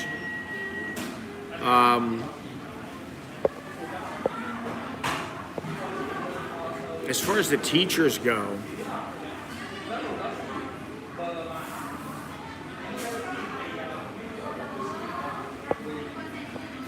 what's it like to be a Farang with no Thai royal blood?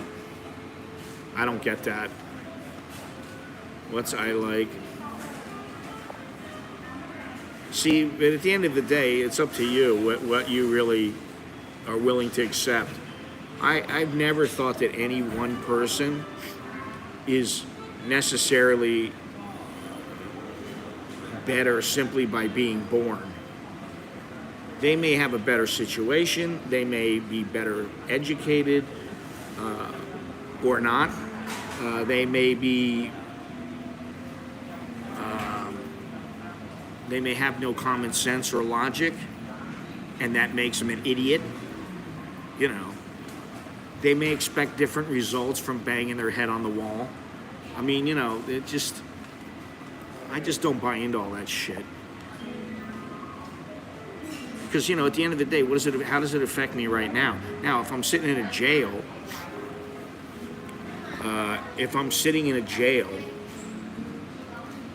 and for no reason or for no good reason, and there's no chance of getting out unless I am able to convince somebody who is, say, Thai or from a different country, wherever that country might be. Well, then obviously it makes sense to me that I better do all I can to get out if I want my freedom. You know, they hold the advantage. They hold all the cards, as opposed to me sitting in there locked up, unable to get out. So, all things equal, I don't buy into it. But, you know, again, it depends on your situation you're in. Very nationalistic. Ask any Thai who's the best. But do you really care? Really care who they think is the best? Because really, the bottom line is, you know, what do you want them to say? You know?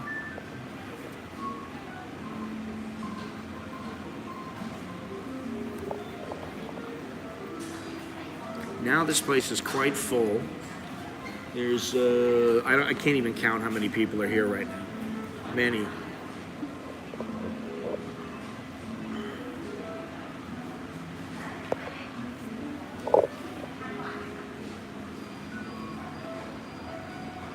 Oh wow, we're at 2 hours already.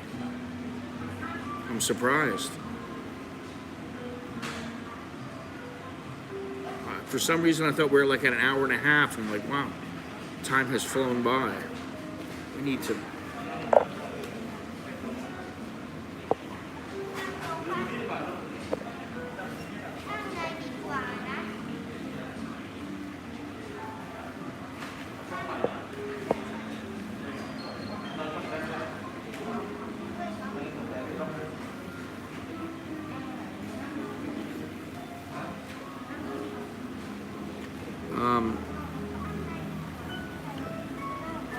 Well, I would say something.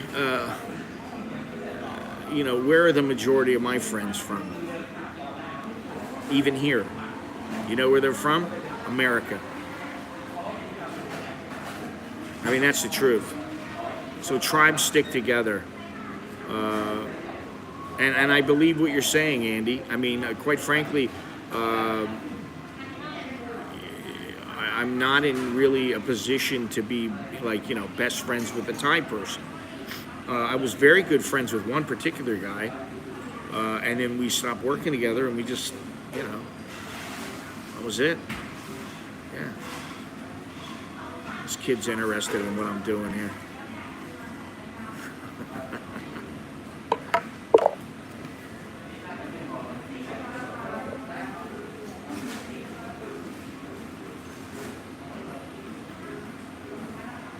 This place is packed,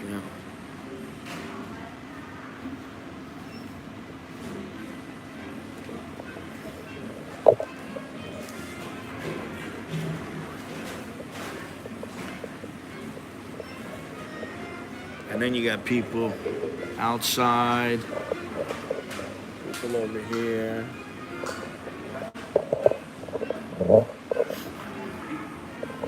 Well, that was one place where you went.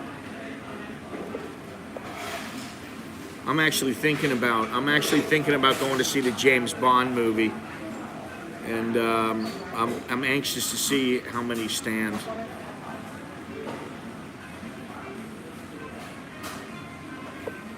Don't say it, please. You need to think about that yourself there, Pickup and Race.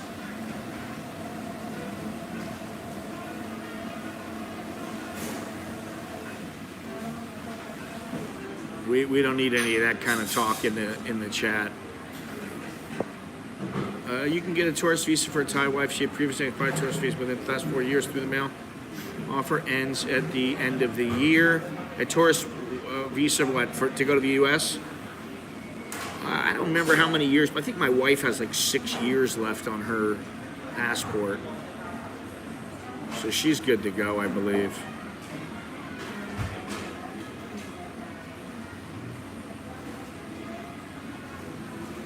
They can be. Where are you, Global Products? Where are you? What country?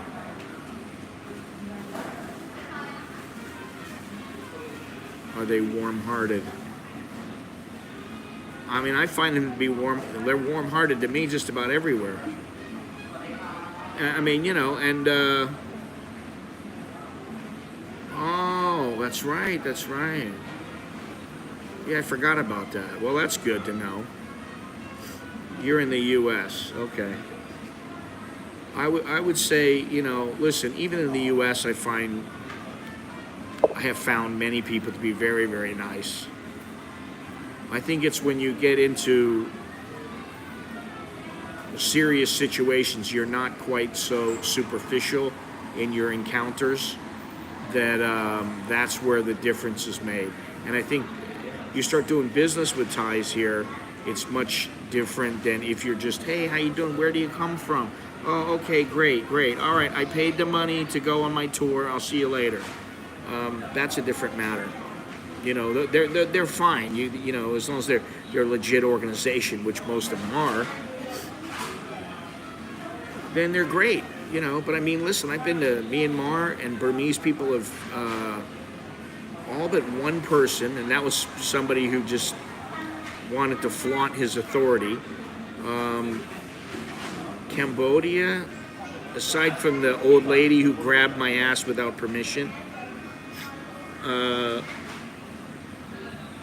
assaulted me.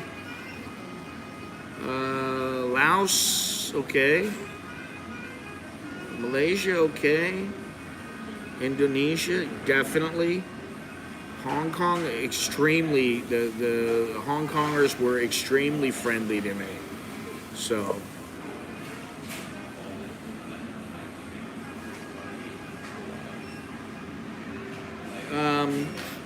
I would say here, probably the Starbucks staff would help.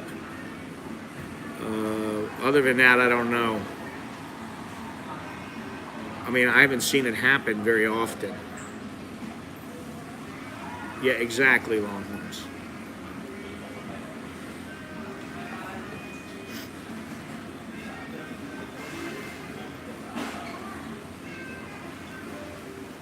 I think you have to remember that. I think it's important to remember. And you know, what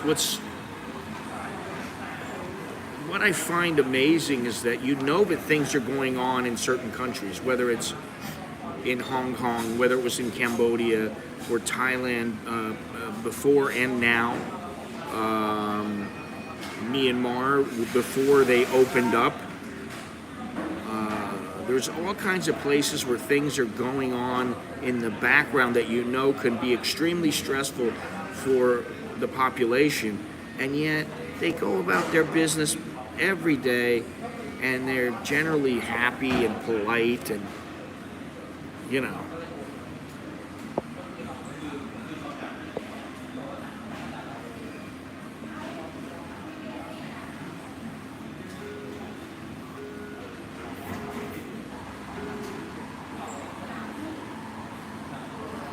So, you know, now, like, if you were to bring your Western wife here, and you're standing out in the middle of the street, and you started arguing with her, and maybe you smacked her a couple of times or something like that, I think most of the Thais are just they're gonna stay out of it. You're not gonna do a thing. It depends on where you are, but most of them, I think, they're just gonna, hey, I'm not getting involved in that. You know, whether you're hitting her or not, whether you're just screaming at her, or she's screaming at you, I think they're just going to be, woo, I don't want nothing to do with this. They're not gonna run to your aid or run to her aid.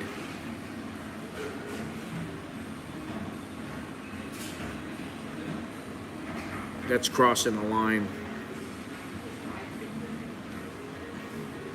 Anyway, listen.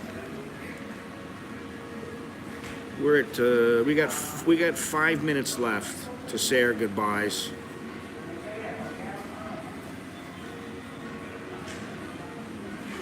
I appreciate all the thumbs up. Thank you very much. All the subscriptions, the subscribing. Thank you very much. Thank you for the contributions today. If you haven't bought a t-shirt, please consider getting one, or bought one of my books. They Call Me Farang. It was #1 on Amazon for a while. Everything's in the description. Thank you very much for watching. I hadn't planned on streaming today, but you know, I just thought, I don't feel like sitting here. I don't feel like sitting here at home, and I had things to do. I have things to do, and I was like, I got things to do. I need to run some errands, and I got some things to do. I do have a couple things to do, believe it or not. And then I can go home and do what I gotta do. So I figure, hey, might as well get out and get some fresh air and say hello to everyone. So appreciate that. Longhorns, thank you for waking up. I appreciate that.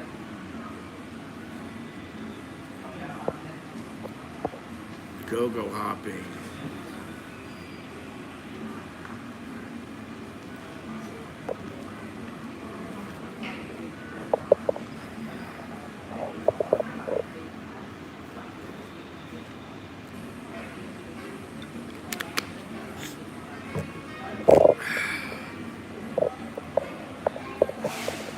So, tomorrow, no stream. Friday, I believe there will be a stream.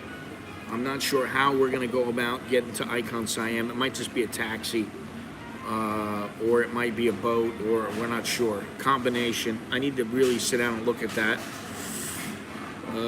It's always easier just taking a taxi, but maybe not as fun. So, join me on Friday, and until next time, that is all. Thank you, that is all. I'm Scott. I'm an American in Bangkok. Until next time, choke D, Leo, Jerkan Mai. I'm happy to hear that. Now I don't want to hear any more about it. All right? I'll talk to you guys later.